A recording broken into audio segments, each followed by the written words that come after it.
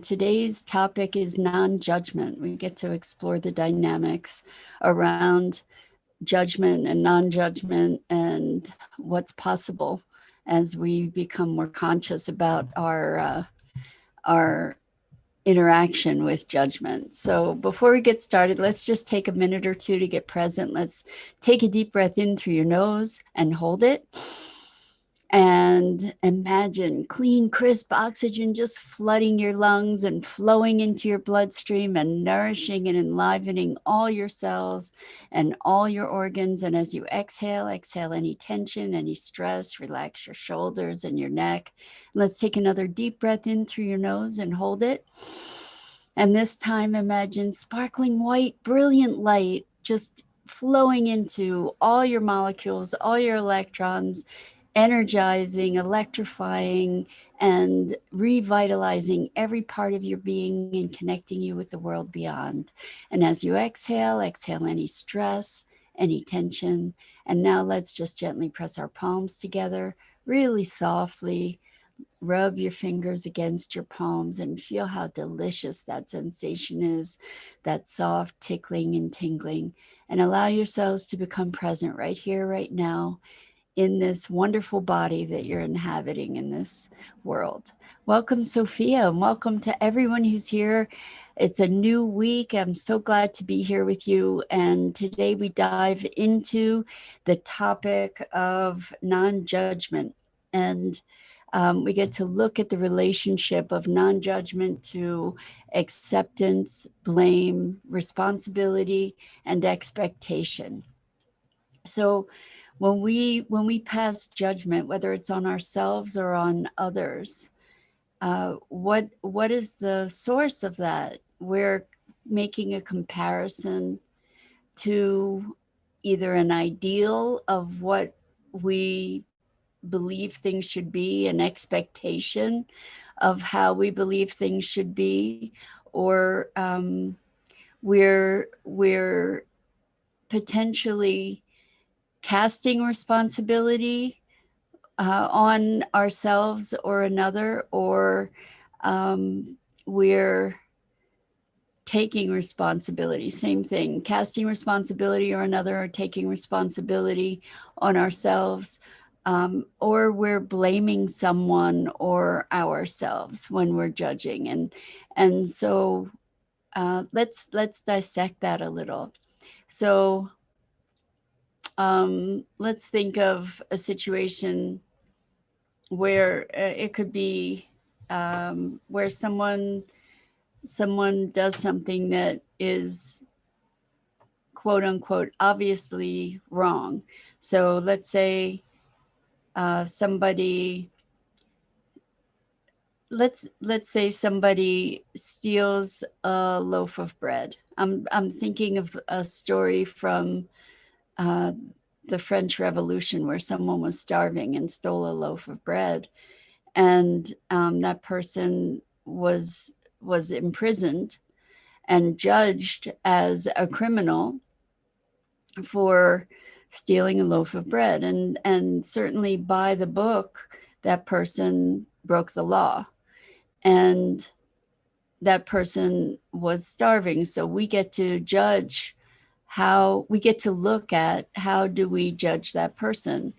Do we judge them as a criminal? Do we judge them as, and is it black and white? Or do we judge them as someone who's broken the law but may be justified? How do we judge them?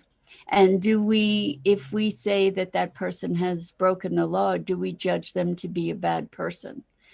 And maybe that's actually, I thought it was going to be a kind of a clear-cut example, but it certainly isn't, because it brings us to the to questions around what's just, right? So it's not even a matter of judgment, but it's a matter of what's just or what's fair.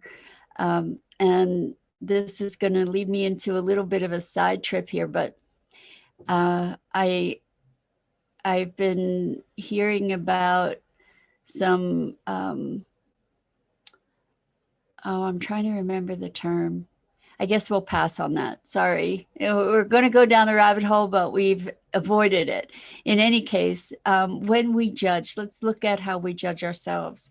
So let's say I I completed a project, but it wasn't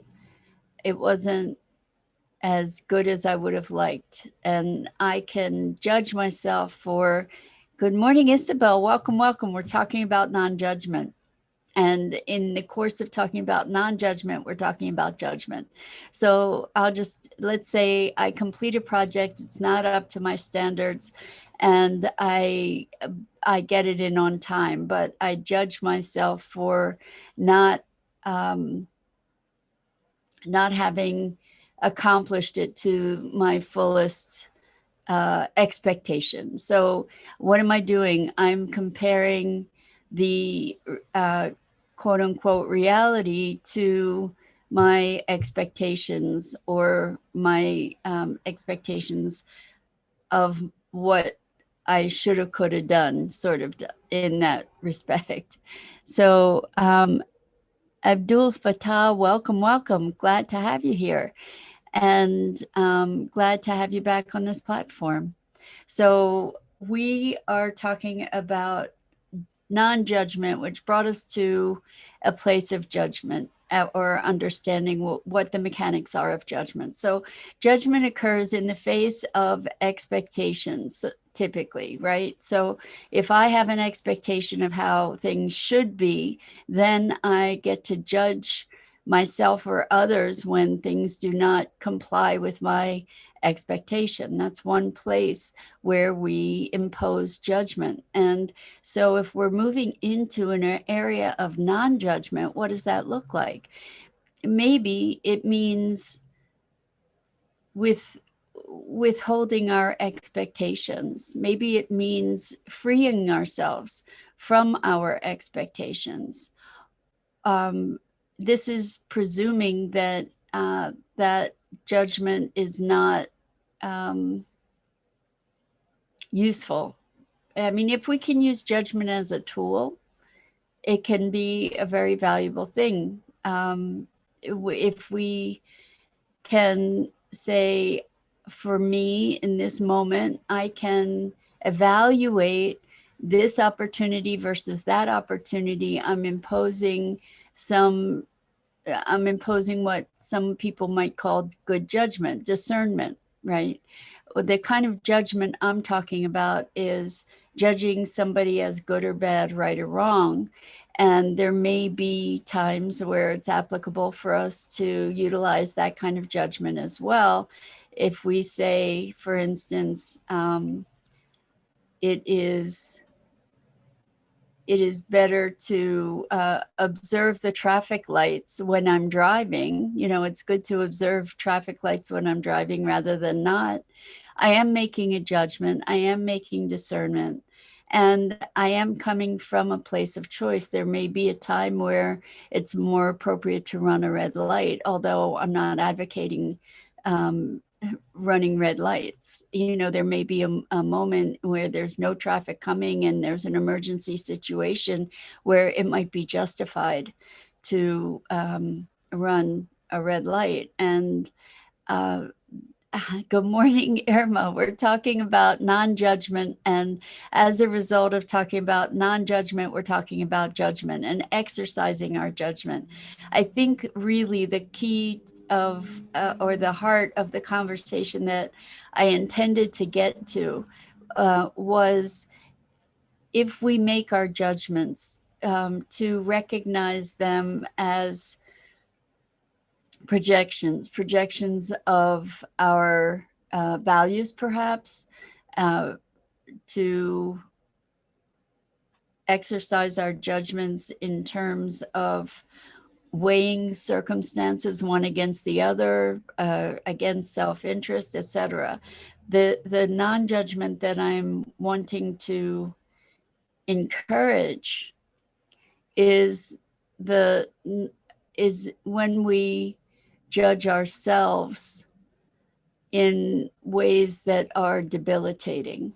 So we often have truly negative, debilitating conversations about ourselves, where we judge ourselves as not being good enough, not as good as that person, not as capable, not um, as intelligent, not as attractive, not as wealthy, not as, we use all these standards to judge ourselves, and they're false standards.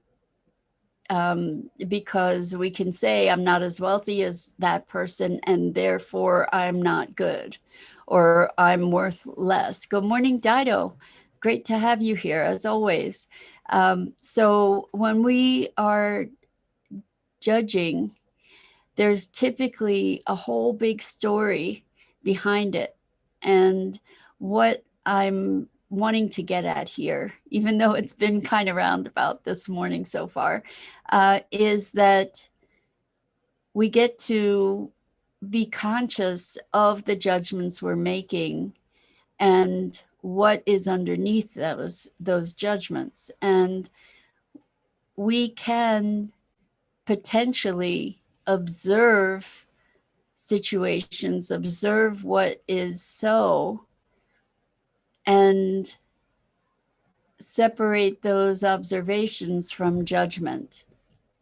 So for example, I can say that person has more material possessions or more money or makes more money or has a bigger house or whatever it is than I do. And then what is the judgment that I'm going to attend to that or append to that observation? That person therefore is more superficial than I am, or I am not as good as that person, or any number of different kinds of judgments that we create. And what's at the root of those judgments that we create for others and we create for ourselves? They're a reflection of lack of self-esteem, or trying to diminish someone else, or to elevate ourselves or elevate someone else. And what we can get back to, rather than the judgment, is the observation. And we've already said that there are certain times where judgment is important to be able to navigate our choices, to choose this over that, because there are benefits that we perceive over one choice versus another. But right now I'm talking more about the judgment that we impose on ourselves as others in terms of the stories that we create and then act as though they're true. So to move into non-judgment is to move into a place of observation, and neutrality, perhaps. What we can recognize is that we may have a reaction to something that we're perceiving and that is leading to our judgment, which we can use as a tool to further come to awareness about ourselves and recognize, wow, I just made that judgment. What's underneath that? Is it a lack of security on my part? Is it an indignation of that things should be different? Things should be other than they are? Is it recognizing that there's been an affront to your values or your aesthetic or your perception? And when we can step back from attachment to our judgments to move more into a place of observation versus judgment, in other words, the place of more non-judgment, we have a greater freedom to be responsive to the circumstances at hand. So maybe I can say, if I recognize that that person has more than I have, and therefore I'm making a judgment about them or about myself. What I have the opportunity to do is to step back and say, wow, that stirred some reaction in me that showed up as judgment. What's at the heart of that? What can I learn from this? Where can I grow from this? Rather than believing the judgment that we've made, because what happens is we make judgments and then we act out of those judgments as if they're true.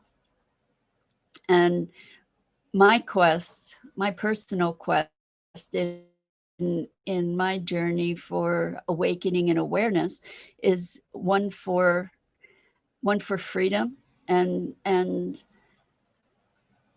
that freedom for me comes from cultivating a responsiveness rather than than feeding my reactivity. So we offer ourselves clues all the time for pathways to growth. Our reactions are fodder or information that lead us into a greater inquiry, if we're willing to take that inquiry.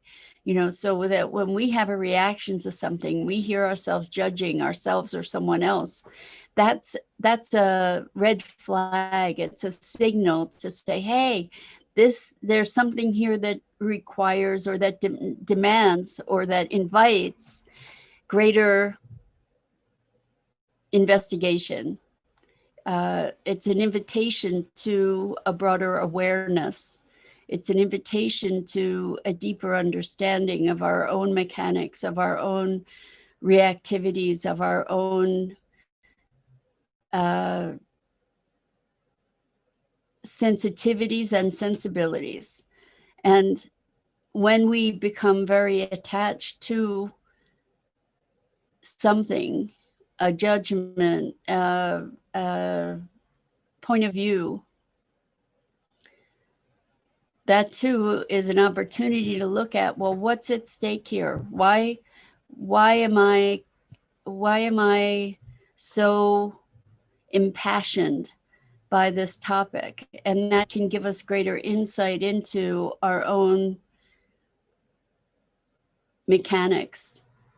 And when we have greater insight, potentially we have a greater capacity to shift and evolve and expand. And all of that is toward freedom, to me anyway. The freer I am of the dogma with which I navigate my life, then the greater my capacity to experience beyond those limitations. So it's interesting to move into. Good morning, Tammy. Welcome. It's interesting to move into a place of non-judgment, and we can simplify judgment to good and bad. We can say, okay, that's good, that's bad, that's good, that's bad, that's less bad, that's less good. And that's a whole spectrum. But when we break it down, what's happening with those moments of judgment is that they are moments that allow us, or that are facilitating us in directing our course, right? Course corrections. This feels good, this feels bad. Now, the feel good, feel bad is probably a truer way to navigate, is maybe a truer guideposts to navigate than pure judgment and action. If observation is the way to move toward non-judgment, how do you break down projection? That's such a great question, Rosalind, two of them. So how is judgment different from projection? Judgment is projection, right? I don't think that we can separate judgment from projection, because what we're projecting is our values, our assessment, our interpretation, right? So we're making a projection, we're judging that projection, we're reacting to it with judgment. So if observation is the way to move toward non-judgment, how do you break down projection? In other words, how do you observe without projecting? So that's such a beautiful, beautiful question. And I think that that's really why I've been stumbling around and trying to discuss this topic this morning. Notice we make a judgment. That judgment is sort of a key to our projections, and then we get to look at in other words, observe what are our projections that we're making that are leading to those judgments. So I think what you've done there, Rosalind, is you've sort of helped to delineate the breakdown or the process of moving from projection to observation, even though it's not super clear cut. So I'm making a judgment. I become aware that I'm making a judgment. I get to that kind of ideally catapults me into another place of awareness, sort of a meta awareness, that I get to recognize the mechanics of what is happening. So I recognize my judgment. I go into this space of, oh, I just made a judgment. What's up with that? And I can say, well, they did this, they did that. And I can come back and I can say, okay, so what is it in me that is activated by that behavior on terms of the other person or myself? So what is it that got activated? So it's moving me into another dimension of awareness. And there still may be projection from that level of awareness as well. But we have the ability to kind of like rise to a different place of perception, which shifts the perception in and of itself. So when I'm taking responsibility, so that's another part of this dynamic here. When I take responsibility for my judgment, it allows me to move back into this other place potentially of non-judgment.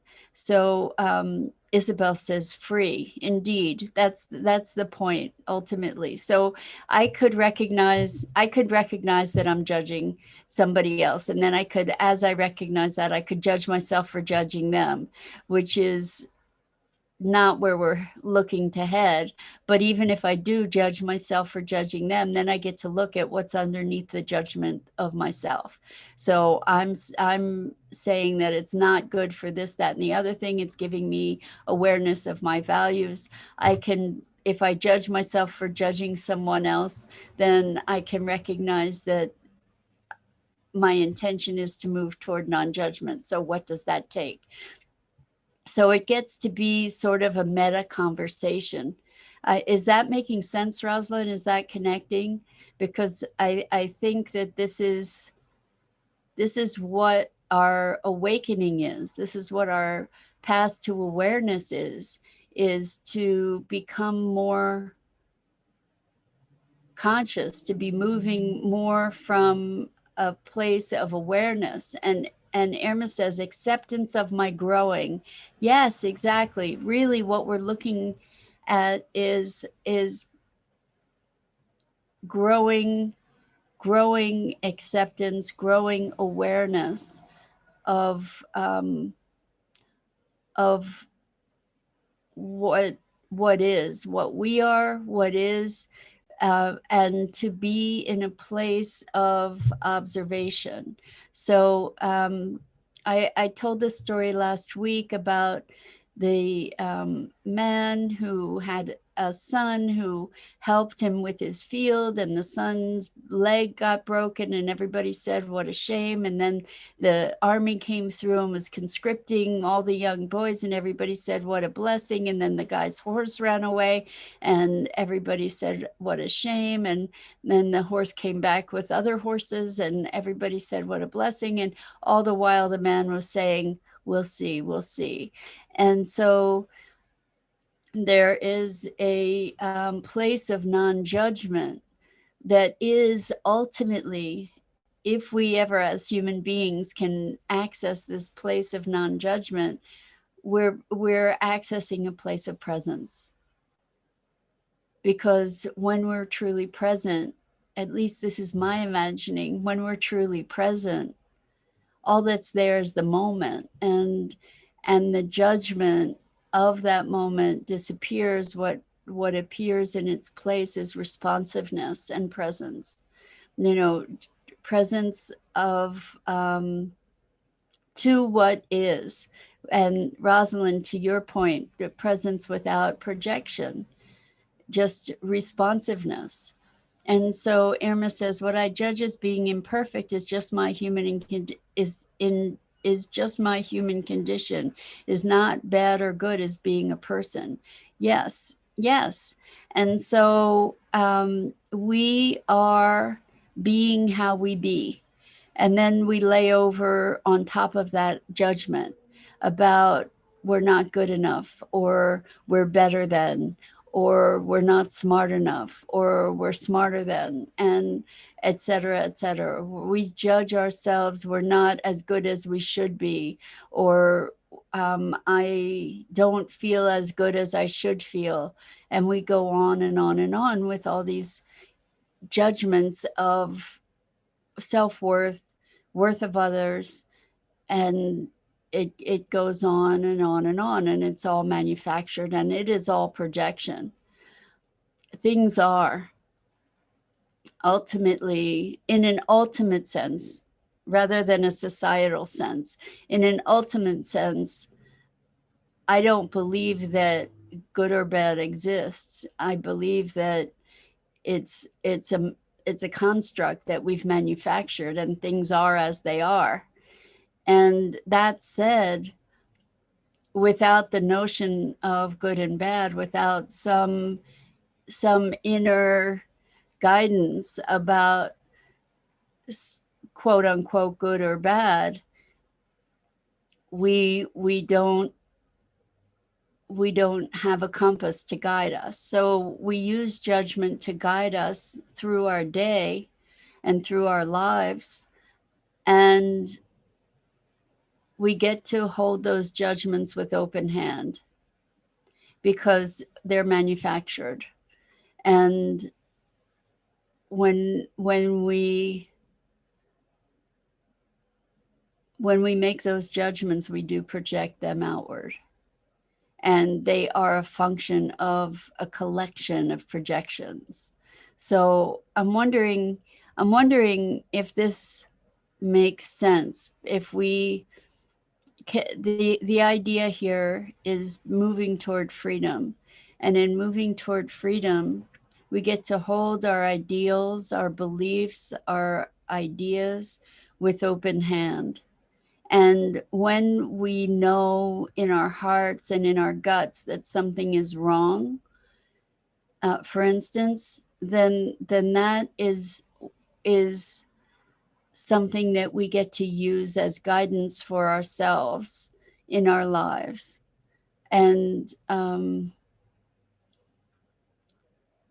it's interesting to me, and it does become something of a confusion when we look at the different levels from which we can interpret and perceive life.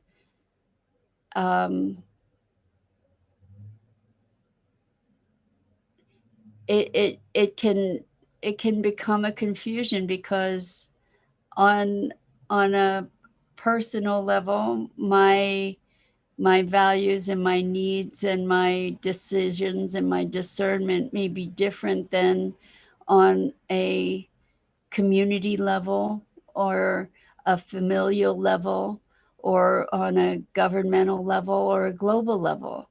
And it's through the assertion of all of our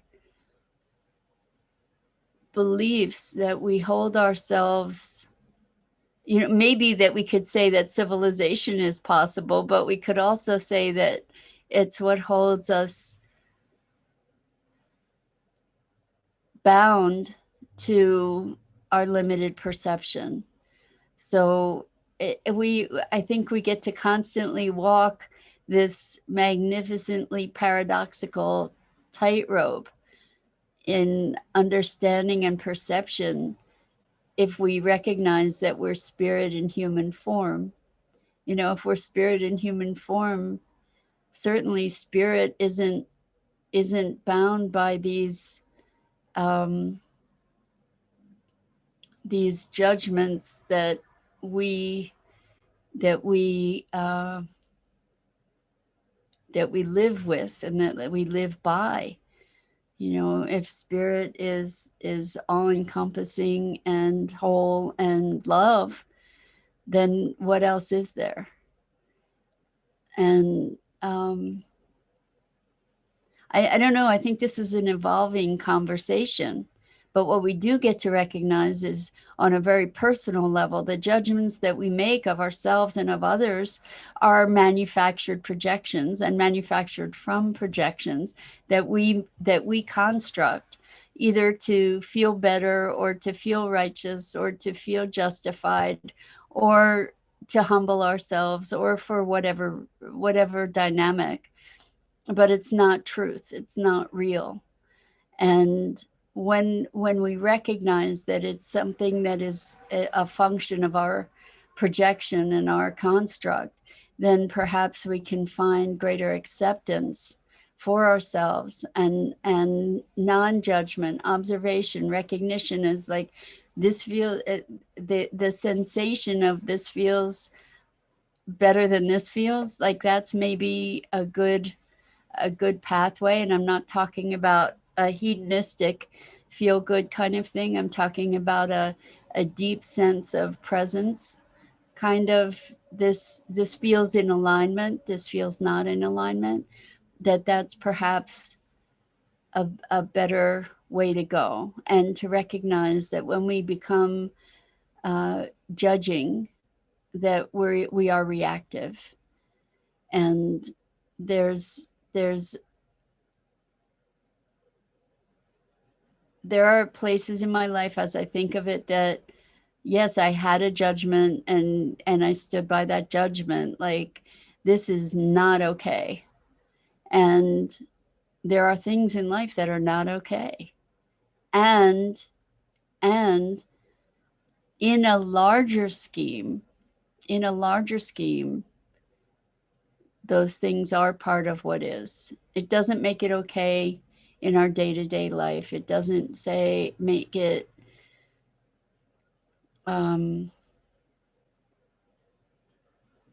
doesn't make it acceptable. And what I'm getting at with these places where there are certain things that are patently not okay is that we get to be present to that as our perspective. We get to be present to that certain things are non-negotiable, and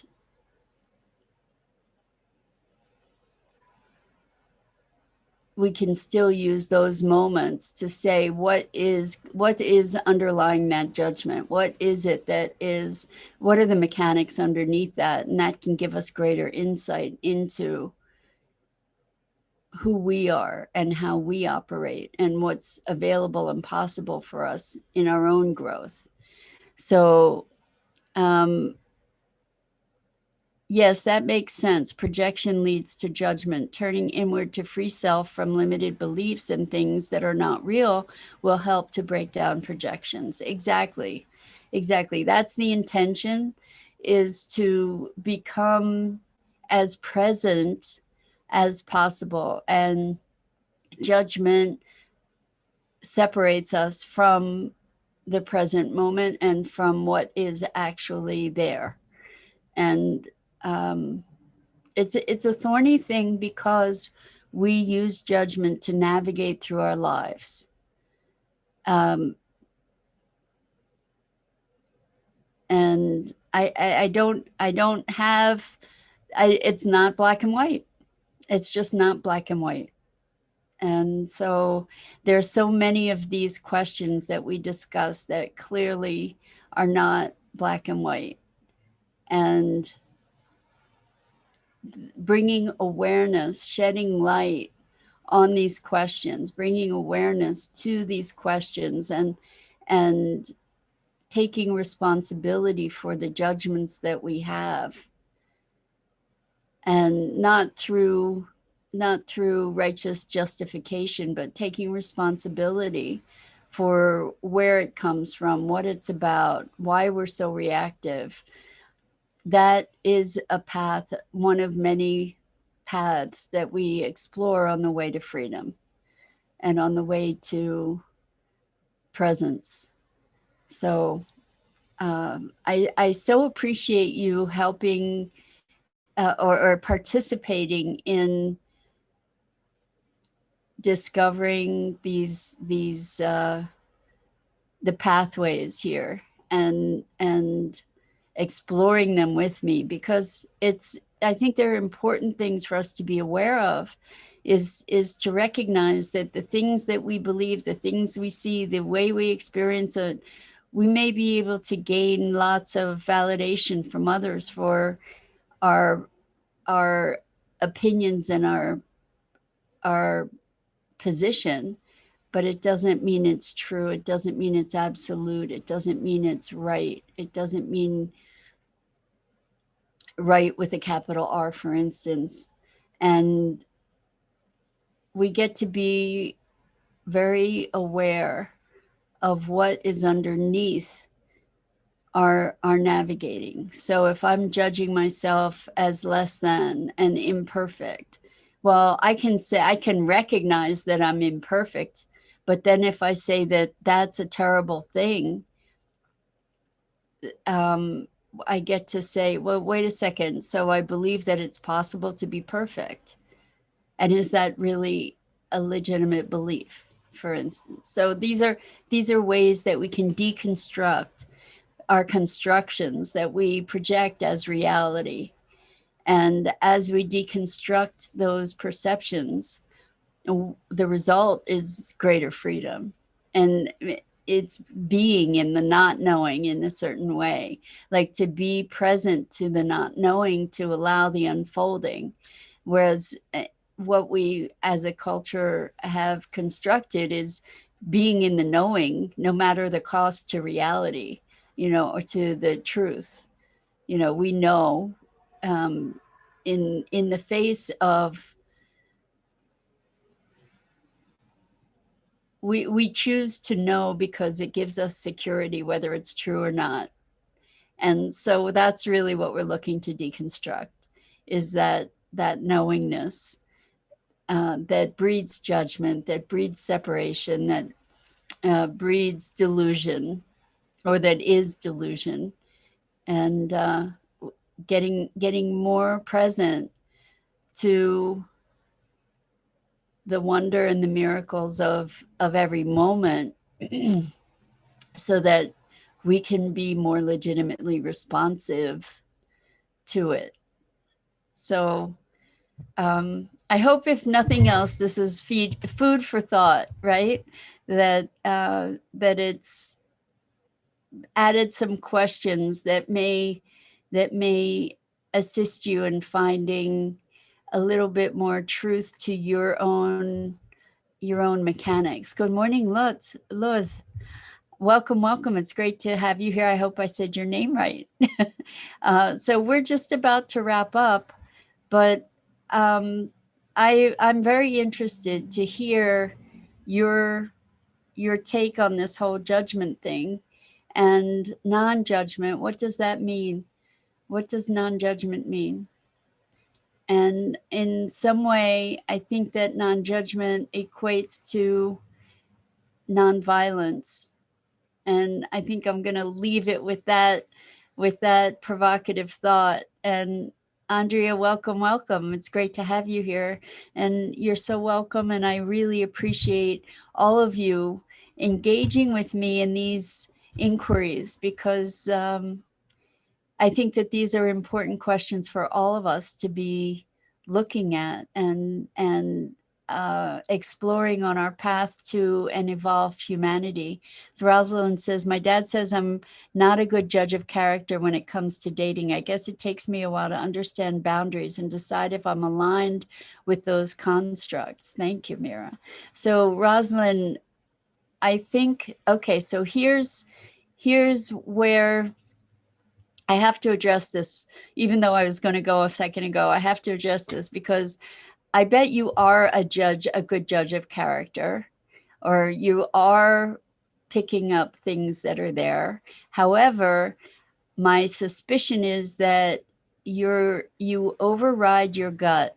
And I'm just going to guess that, because my inclination in the past is I would have a sense about somebody, I'd recognize my judgment about them, and then I would override my judgment and my gut feeling.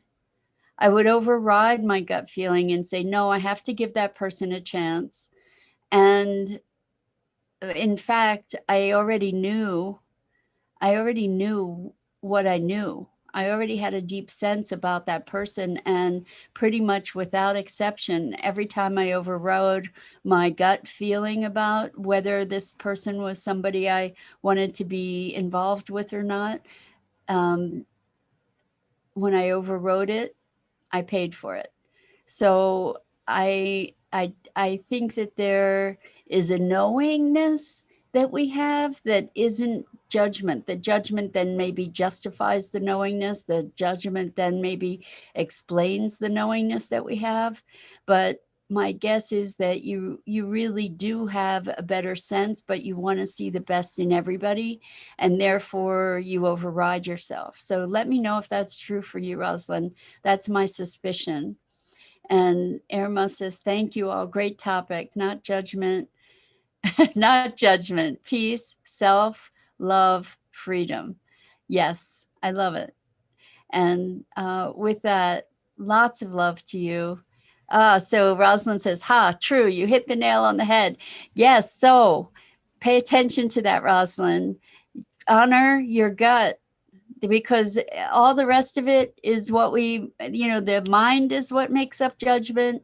The mind is what overrides the gut. The mind is what gets us in trouble. And the more we can connect to our inner knowing, our gut, our heart, the freer that we'll be, the more in a place of non-judgment, and the more we'll be able to really live life in alignment with our own path and our own presence. So with that, lots and lots and lots of love.